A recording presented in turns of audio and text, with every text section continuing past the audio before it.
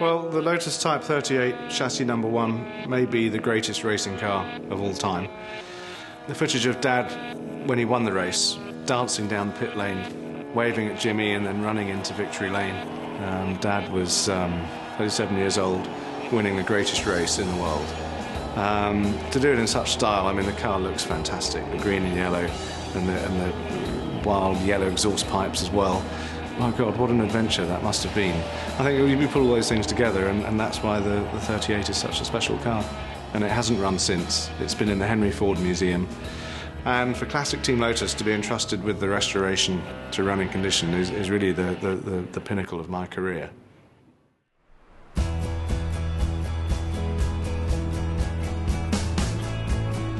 This is one I wanted to do for a long time because Jim Clark was just somebody, for some reason, that struck my fancy and I followed.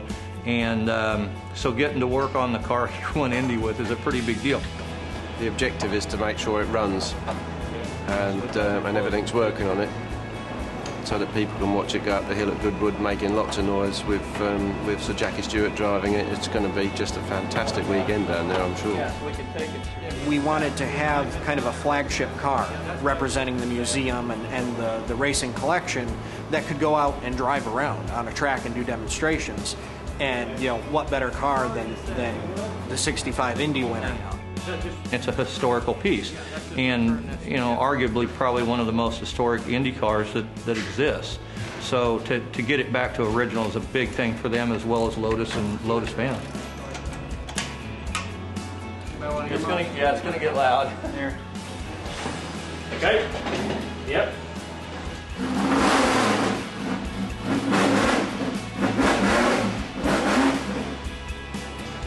Doesn't act like it's picking up fuel properly. Is fuel being out over here? Yeah. It's from the air bleeds on the nozzle. We fit a rubber gasket which reacted with the methanol, and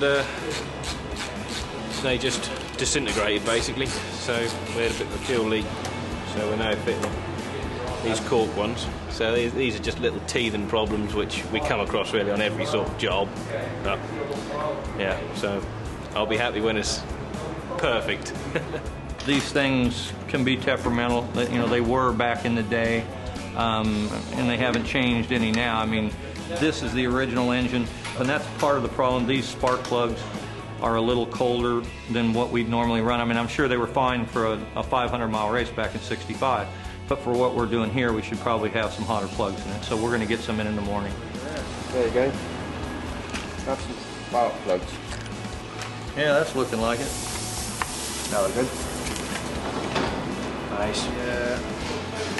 The train of thought is a softer spark plug now is probably a little bit more user friendly, and I'm just checking the gap, make sure that the spark plug gap is correct, just prior to fitting them into the engine.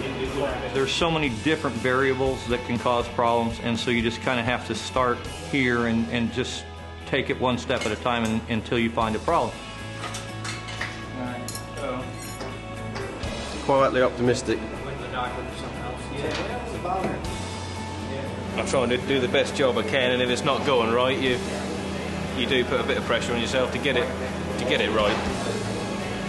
You know, and stuff which didn't work before is now working. You know, it's always, you know, you sort of build confidence as the car starts to grow in front of you.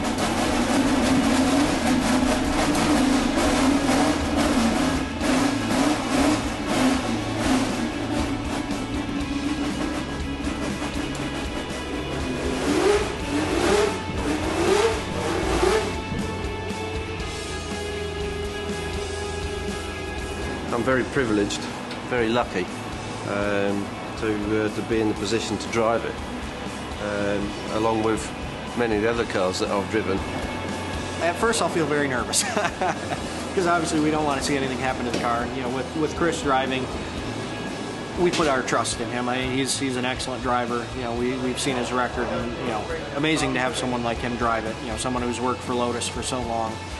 It's very humbling in a way to be able to get to do this job, because you know you were a part of you know, bringing it back to life in a way, and getting to see it go again. There you go. What a moment. Let's hope it goes as good as it looked, eh?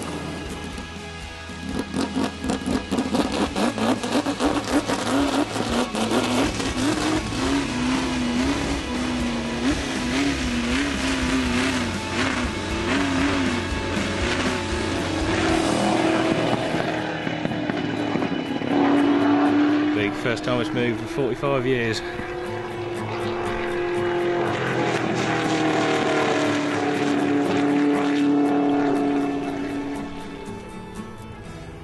Still going.